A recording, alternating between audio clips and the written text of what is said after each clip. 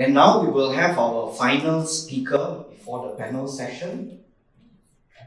Our final speaker is Nazhath Faheema, founder of Hash.peace and a dedicated advocate of interfaith dialogue. In 2021, she was honored with the President's Volunteerism and Philanthropy Award in the People of Good category. Faheema's presentation today is entitled Interfaith Dialogues Between Worldviews. With that, Faheema. Thank you. Okay, so I don't want to say what I identify as. That's so problematic these days. I'm going to pick up from what Imran said. Dialogue is possible. I am quite optimistic that dialogue is possible, but I've also been in too much of situations where dialogue has been too challenging. So my presentation, I'm not here to give like a scholarly kind of thing, but really from my experiences, some tension points, some difficult situations that could arise between people, and really in the process of trying to find the best way of having dialogues with people of different views, what is possible. So I'm just going to kind of share a little. Next. What is this? Does anybody know what this is? Okay, yeah. Yeah, so the Jewish person will say this is the binding of Isaac. And then, then the Muslim guy will come and says, no, that's not Isaac, that is Ismail. And then it's like between the Jewish and the Muslim people, they agree on everything except who that person who's going to get slayed, right? Next one. And then another guy says, but is that Abraham? Is that how Abraham looks like? No, maybe Abraham looks like that. Is that how the angel looks like? No, maybe the angel has much more colored wings. And then the fourth guy comes in and says, you guys are arguing who's getting slayed, but you're okay with someone holding a knife next to a child? That's okay. It's really how you visualize it, right? What you have grown up with, what has been taught to you. And yeah, it's quite interesting how even people who would agree with the fourth guy, there's a knife next to a child, just the whole imagery just looks very wrong, and yet we'll go back next day just to argue whether that's Ismail or Isaac, right? So that's just the kind of, and it's quite interesting because this image is so important because it has caused almost an intercivilizational war that has been passed on to a generation. And you're looking at someone who's basically imported that kind of war into the generation. And currently in today's context, this is also one of the conversations, right? Who belongs with that land, where did it happen and all that. Next. This is very interesting context. Some years ago, I was invited to speak at Islamic College in India. So I said, okay, great. I've been talking to a bunch of women. How difficult can it be? It's just a bunch of Muslim women. And then the person tells me the day before, by the way, just to say the school's dress code is niqab. Niqab is like, what they're wearing, right? And then I was like, feeling a bit uncomfortable. How do I go into this room, right? A bunch of Muslim women wearing niqab. I'm not familiar with that. I dress according to situations, convenience. I wake up one day, I wear a abaya, another day I'm wearing a salwar. But it was very uncomfortable for me. And what I realized was how I was uncomfortable in a room, women who believe in hijab and what's making both of us different is a piece of cloth. Just a piece of cloth that's really making us feel very uncomfortable. And I think for me, somewhere theologically, there isn't much difference. There is a kind of a difference in what we agree in terms of the opinion on whether niqab is mandatory or not mandatory. But what I realized in that room was also the reasons for which some of the women would wear the hijab, right? Or even the niqab. Some of them are wearing it because it's a family thing, some of them believe in it. So there was a diverse opinions on why they would wear it. But also, I think what we think of the world was also different. We could have come from the same religious background, we could have come from same teachings, but somewhere I think what this piece of cloth and how we wear it, it stems a lot from what we think about the world, what we think about men, and what we think about people's judgment about us. There was a lot of questions in me. I still don't have the answer, but I think to me was like what was making me so uncomfortable in that room. Contrary to the belief I should have fit in quite fairly well, right? Next. But really, I think it also, because I have been also shaped by opinions from non-Muslims about what this cloth means, right? My education to niqab didn't come from Islamic perspective. I also grew up in a secular country where the niqab was already stamped into my view as an oppressive cloth, right? To me, my understanding of the niqab was from friends who felt that was very oppressive. Then later on, I go to find out what exactly is the difference of opinions in Islam. So that means my worldview about hijab is also kind of mixed. It's not entirely Islamic. It's a bit of a mix of what I've learned from the secular world. It's a bit of a mix of what I've learned from the media. It's also it's a mixed view. So I don't really have a fixed theological or a cultural or a Muslim view of what this cloth is. It's mixed. And I've kind of formed my own opinion of whether I want to embrace it or not embrace it. Mix. Then there's another situation. So I got married when I was 21. So when I went to the university, I was basically a married woman. And people always looked at me and I was like, oh, you're married? And that question of surprise, I don't know, I was like, why is this a question? I don't have a sob story where I was kidnapped and forced into a marriage, nothing like that. I don't have a Malala story for anyone, okay? I don't. And I'm definitely not from the Taliban, okay? I'm not. And I think for me, my family, they're from South India, Tamil Nadu, and even the Hindus get married early in that part of the world, even a bit. So to me, this question of, you're married, and at one point, even the Chinese, the Malays, they've got married when they're 21, 18, I don't know. So I was like, what is such a big deal? I'm here studying, right? I'm like one of you. So anyway, at some point, I was just telling everybody that my husband was my boyfriend, because that worked in the world.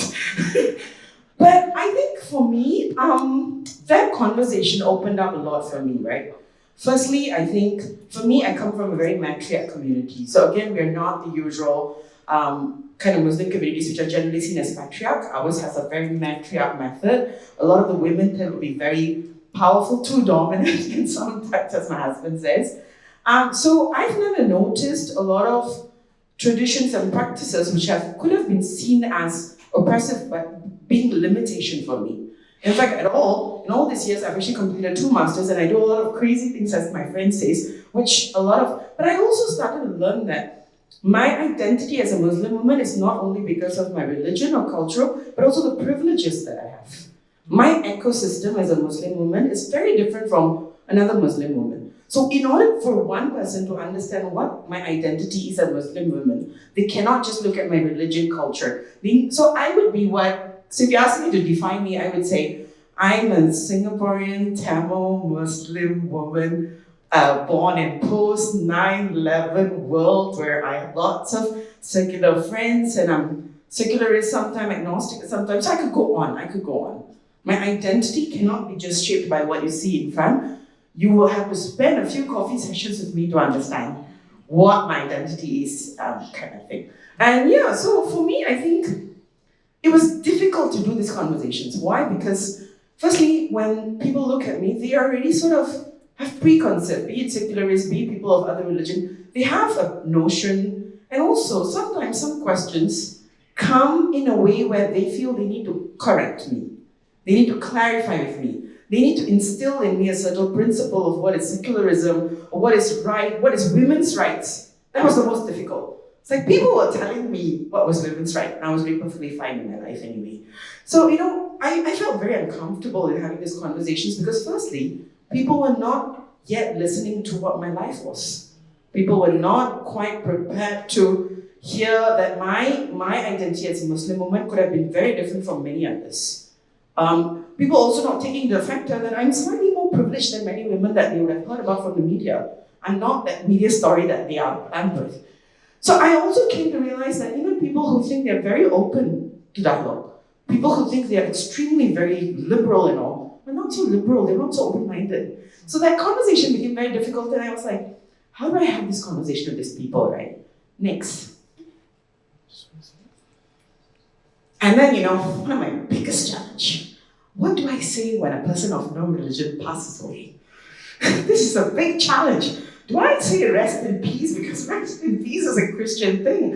And it's quite interesting because someone I really respected, he passed away, and I know that he's also someone who's not from here, he's actually from US. So he kind of like, he doesn't believe in God and all that, and he has kind of shaped and then I was like, what do I say to the family members, right? I think for me as a Muslim, to say that the soul rests in peace, and all that, it's not just a natural part of saying it, but it's also my belief.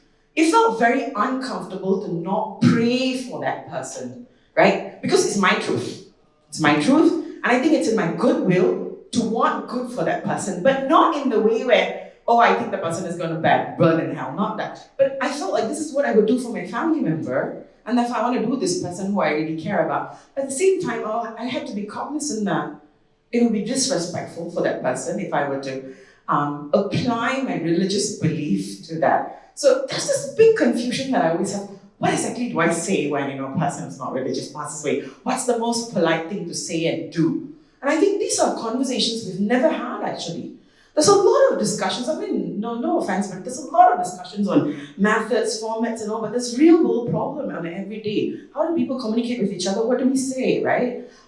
If I see someone who's sick, I say, I hope God cures you. And I say that out of goodwill. I'm not saying that because I'm imposing my religion on you, but that's what I would say to anybody I care about. But how do I say that sensitively? Or how do I not say it? How can I replace that? I think we've not gotten to the lived realities of such conversations. Failing which it gets very difficult to have a conversation. So you come up with lots of methods and ideas on how to have conversations, but the problem on the ground is very real. And it could make or break friendships. It could make or break relationships. Next. So I think in all of my experience where I was trying to figure out what to do, this idea of worldview, which I actually got from Paul's class, I think. By the way, Paul's my professor. So there was a thing about worldview, and I just went on to say, faith, religion, maybe this is a different, initially I thought this is going to be another synonymous term, right? We came up with religion, we came up with faith, this is going to be another, but I felt like worldview, really from some of the scholarly opinions would be like, it's like a framework. I think it's like an imagination of what you think the world is. I do think philosophically a lot of people have their own imagination of what the world is. So be it religious. Some people might think that it's a sacred canopy, that's where there's a God, and the ethical framework is based on this divine, and then of course, it's based on your collective behavior. What I make out of a woman's treatment could be based on what the society, kind of practices. So I think it's the idea that people have different worldviews was helpful to begin with. I think it lessens this tension that we have, right? So you're someone with a totally different worldview, you use a different lens, you have a different framework of ethics, and so I think it kind of lessens the us and them, you and I kind of treatment. So yeah, these are just some, like I said, of course, these are definitions which scholars come up with, and really what it means to you is how you engage with it. Next. So if you go back and think of some of the examples that I was giving you, and I'm not going to try and pronounce that German word, but really, there are two types of worldviews. One is organized worldview. I think you see that a lot with religious communities, where their worldview is shaped by the collective framework of the group, the tradition, is shared across a community, culture, and religion. So a lot of things that I practice are not just because it's Muslim, but it's also because how the Tamil Muslim community that I come from would practice it. So it's based on that. It's very structured. There's belief system, values. One thing I think also picking from what Imran says, there's a social identity marker, this kind of organized worldview has. And I think that also makes it very difficult for people to sort of detach from it. But organized worldview also does one thing to you. You basically acquire and assume that identity without questioning it. You don't see a relevance to reason and question with it. You're comfortable with it, it does well for you, and you're fine with it. So I think that is also one key aspect. So cultural norms, religious doctrines, all that under organized worldview. Personal worldview, I think this is really very flexible, individualized. So in the room where I was with the Muslim women, where they're wearing the niqab, I think a lot of my process was based on the personal worldview, how I want to engage with my identity.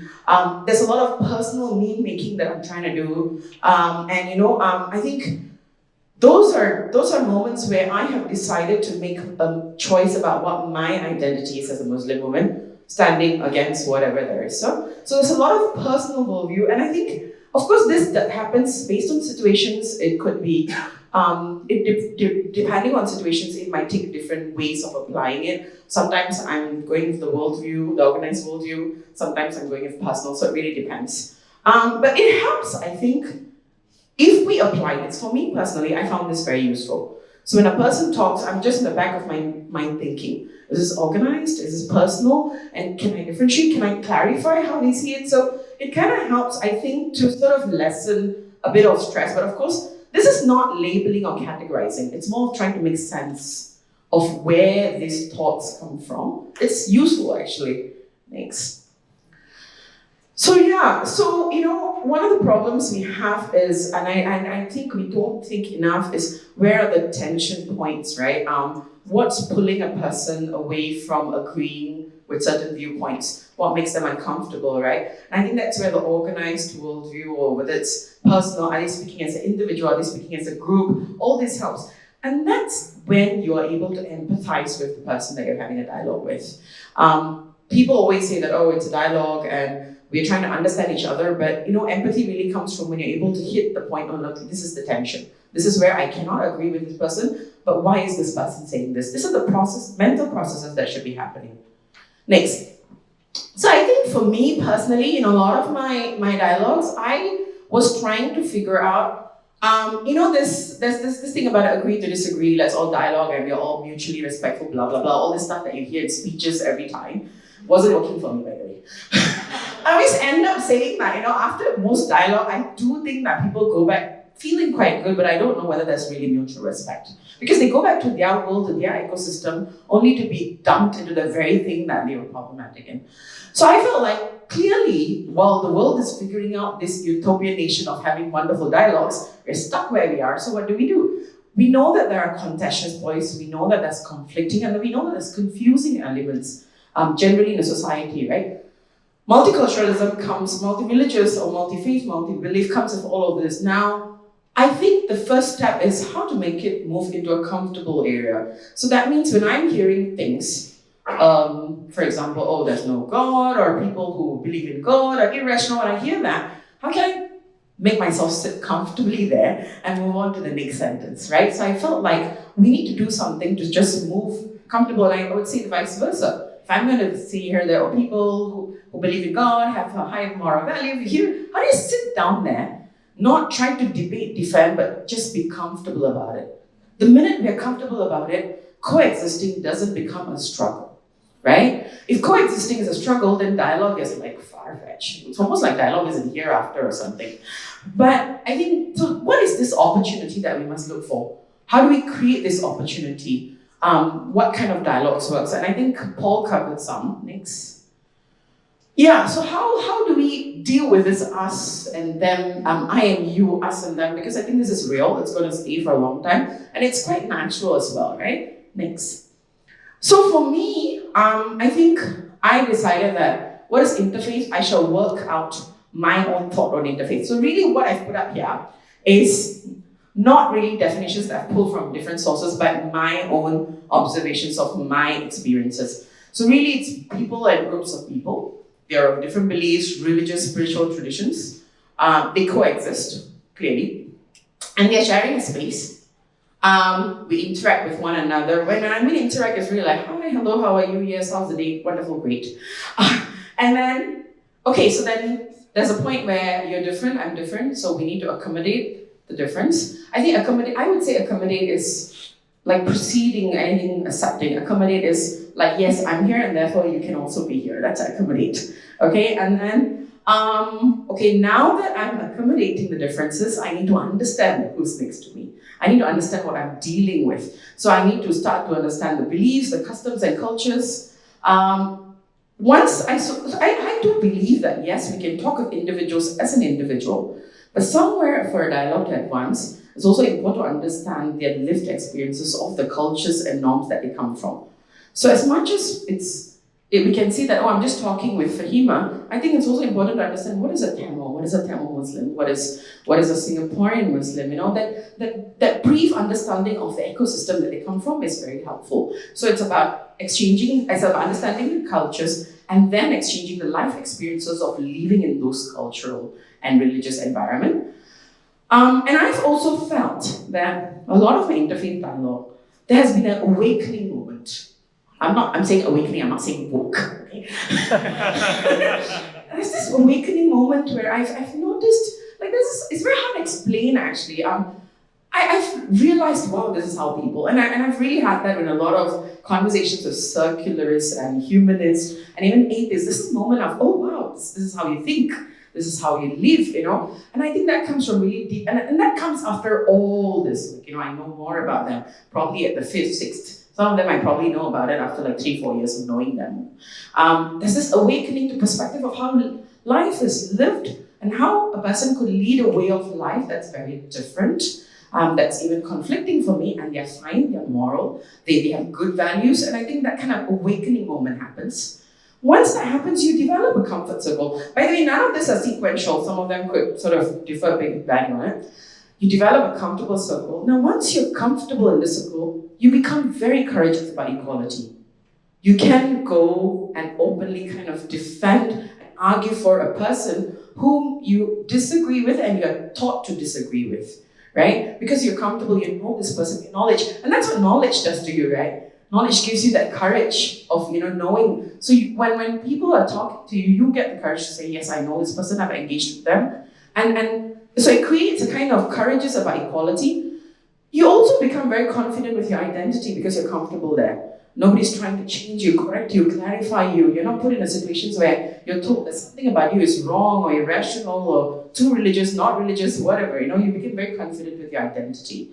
By the way, I'm talking about all this for people that are not with murderous instinct, by the way. Just to be sure. I'm not saying that you can be comfortable with someone who thinks that someone must be blown out or something. And I think that's when I personally felt my dialogues where there's a transformation of a worldview. In this confluence of the way I've talked to people, something about my worldview also changes. Because you see, remember, before I go into the conversation, my world is without this one or two few people that I've engaged with. Now, once I've gone through this process, my world now involves these people that I've had dialogue with. It involves these ideas and values that I now know. And that changes my worldview. I wasn't the person. And I feel one of the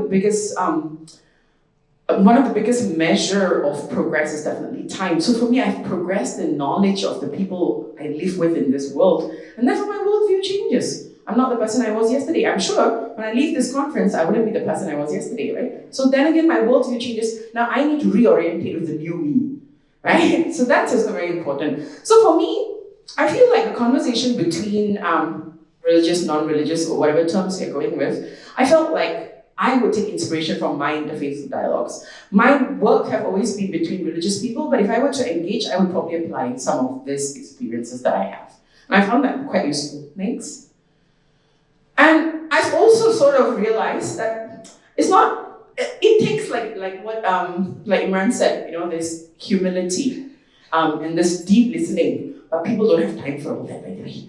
People want to go into a dialogue and they think that they've changed the world. That kind of thing. People don't have time for that. And I also realized it's very difficult to move from your identity and your beliefs. I don't think everybody can just... To some people, this is religion. And if you tell them, you need to add one more something to it, it's very difficult. I know they're absolutists, I know they're exclusivists. We can call them whatever, accuse, but I think we also need to be empathetic. That it's very difficult for people to move from their viewpoints. So what do we do in the meantime? So what I'm suggesting is more of something we can look at where we're working with people who may not be able to totally move from their positions.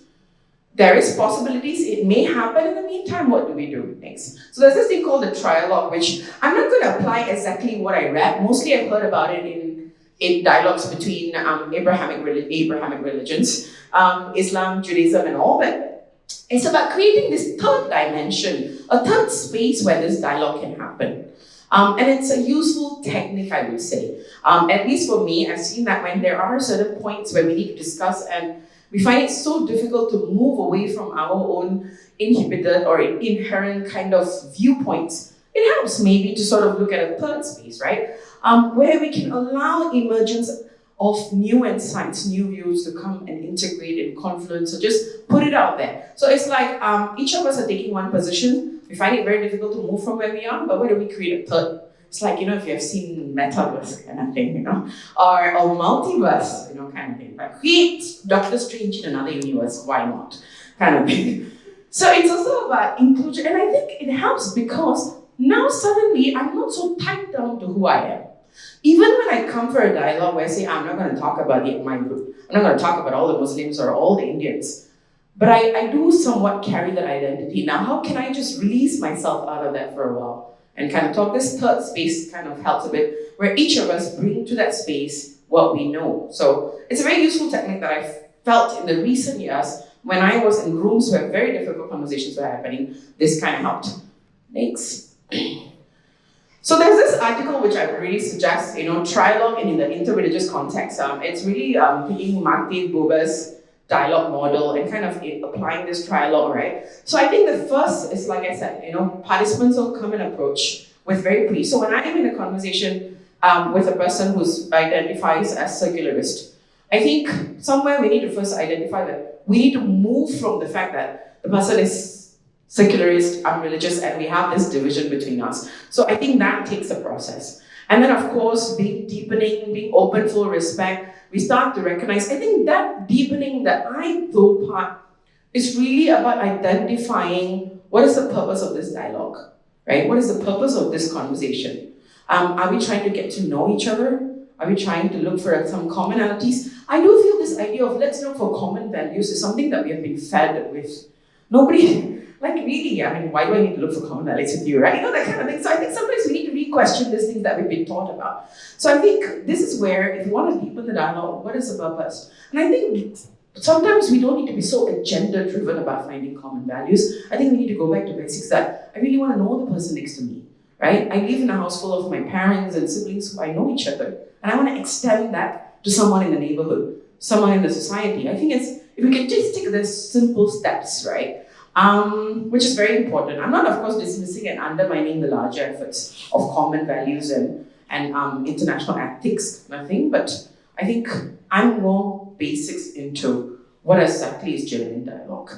And then a shared question. I think the whole thing about a third space where there are deeper questions about life, ethics, where can I, especially in terms of the treatment of women, while I do believe that Islam has certain things which sometimes have been badly practiced or totally ignored, where can I borrow the circular views into it? How can I integrate that? I think that's where the shared quest comes from, the third base, where you can create spaces where we can borrow from each to make my own personal worldview. And I think these two areas is where there's not much focus on, and more people need to come.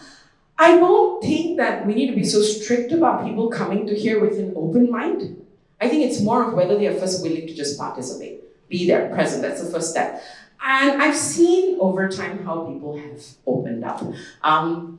Even against the current war that's going on, I've seen friends in the past 1 year with things have shifted in how we see certain things. And that really took very consistently between here. We've been just shifting, and sometimes you can go back, you can regress as well. There'll be moments where we just go back to, oh, I am this person and you're that. But I think over time, consistently, it just kind of changes. Next.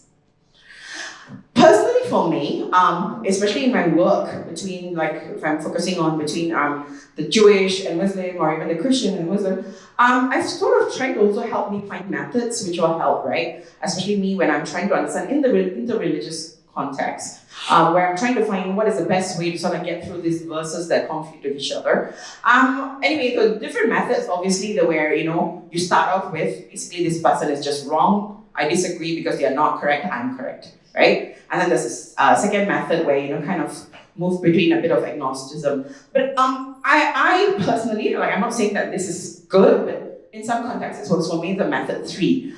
Next.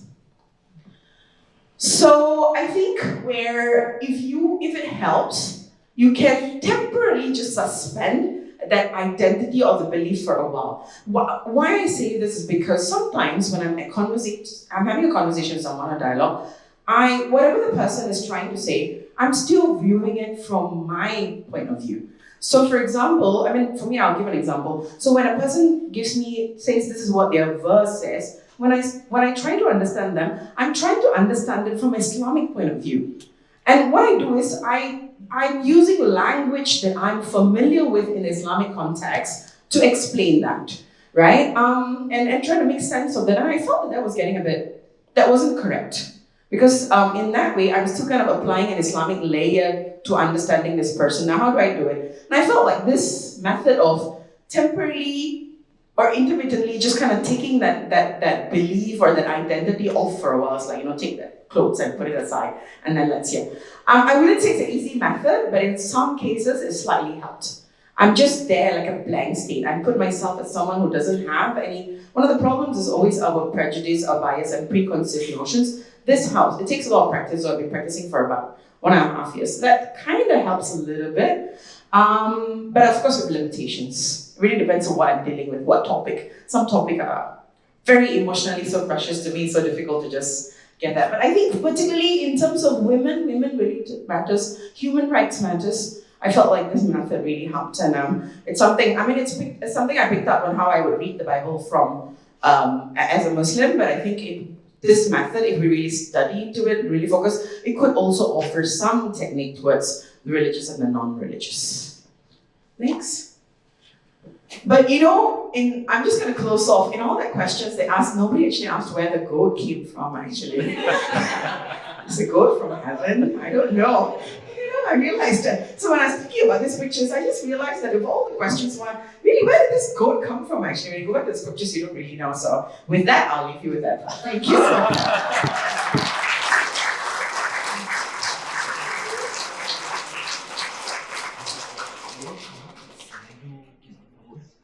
Thank you, Faheema.